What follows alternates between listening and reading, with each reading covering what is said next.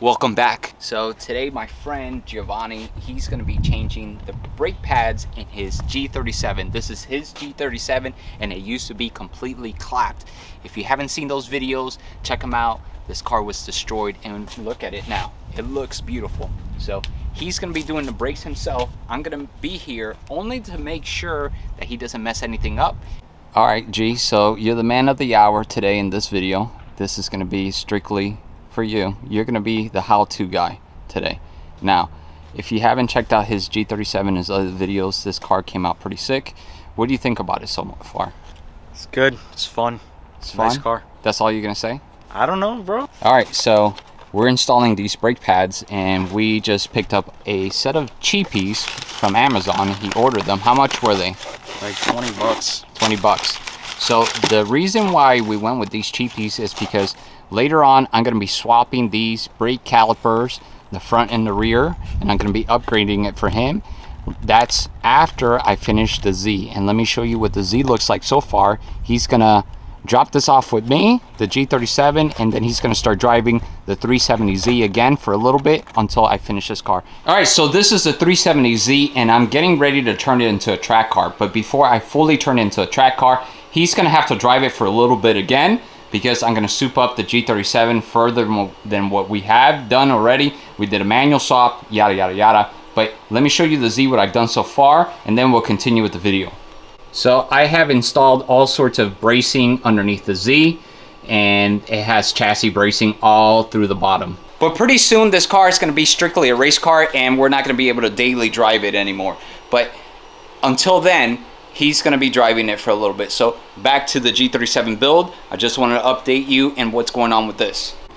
All right, guys, believe it or not, we had to stop the other day and we are resuming right now because, of course, it started to rain here in Florida and we had to stop. So we're back at it. We have the wheel off. We're getting started right now. Yes, sir. Let's get this. I am going to just stand back and see what you do. And when you get stuck, you just tell me I'm stuck and then I'll help you. All right. So let's go. Hopefully he knows what he's doing. Let's see. I don't remember teaching him that, but maybe I did at some point. I don't remember how to do it. Yeah. You got the right idea. You got to loosen that. I know you got to. Okay. It is loose now. So you technically can remove it. So you get the, I know I gotta get the 2 bolts out of the back. That's true. So basically we're just gonna do a pad slap here. I don't like to do that. I would like to resurface the rotors or install new rotors. That's ideally what you will do when you replace brakes, if you want them to last and get broken in correctly and get seated into the rotors. Because if these are warped, I mean, you're gonna have all sorts of pulsation in your pedal. It's not gonna brake correctly, but we don't have any type of pulsing as of right now, and this is just a temporary fix just until I upgrade these calipers. So I probably have like 6 or 7 months to go with those brake pads, and we just need to get by. And you can see that we're close. We don't want to be driving the car like that. It's not safe for him, and we want to replace them before they start to eat into the rotor. So did you get the tool? Yo, where's the wrenches and the sockets? Come on. I don't know where you got. All right, you know what I'm going to tell you? What is it? I don't know. If you cannot find the correct tool, you don't need to be near a car, right? That's what he said. If you don't find the right tool in this garage, you don't belong in your car. There you go. Again, I'm just going to let him do it. Let him take charge. It is very important to let your boys experience what it is to do things on their own and replace them, because you're not always going to be there for them. So he has to learn. Probably bigger, 15. Wrong one? Yeah. Try again. I personally would have used a ratcheting wrench on this and I would have been in and out, boom, boom, boom. But I'm letting him learn. It's all about the experience that he's gaining from this. No, still. 16. Oh! You got it now? Yeah. Yeah? Okay, good. Right, is this? Lefty loosey, righty tighty. But what happens when it's backwards? It's on the other side of you. What do you mean? Oh, am I confusing you? Yeah, maybe. A little bit. All Wait, right. what did I... You done nothing wrong. Okay, so righty tighty, lefty loosey, but Yeah. it's behind you, so it's gonna go backwards. It's gonna, So it's go, gonna go this right. way. Okay. Yeah.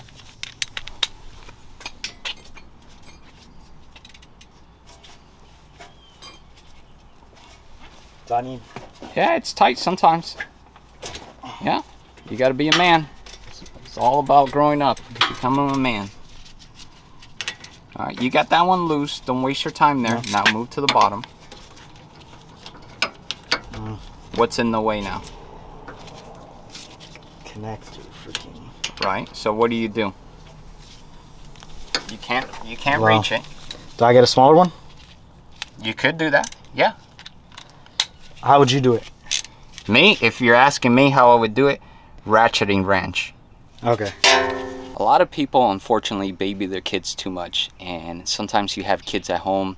They're 20, 22, 23, 25 years old, and they're still living with their parents.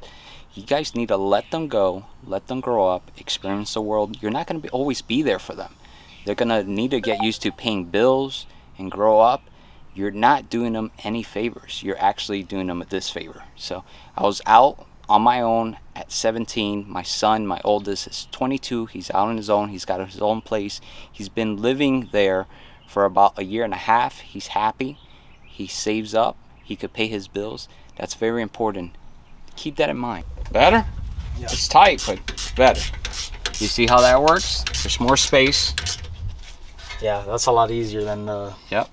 Now you loosen them by hand. Yeah, why can't I... This won't come out, bro. All right. Give me a second. Hold up. Okay, no, you're not going the wrong way or anything. So once you back these out, you literally just pull them out. Pull it out. Twist.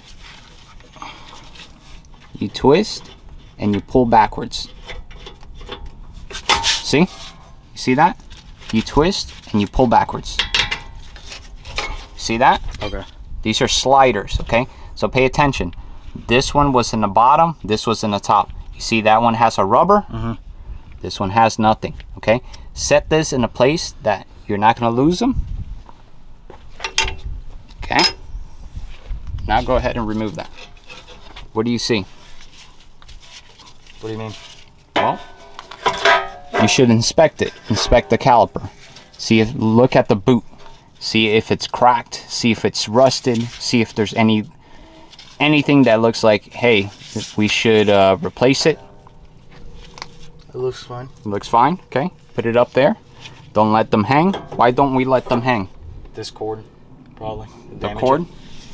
What is it? What is that cord? cord? Well, that's the hydraulic the fluid. Exactly. We never let that hang. And then, you just pull these out, right? Or Exactly. Pull them out. Bingo. All right. So how close were you? Let's look at this. Are these the wrong pads? Look at this.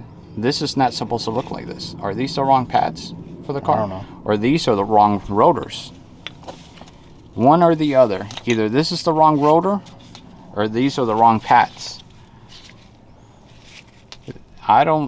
That's not supposed to look like this. You might have the wrong rotors on here.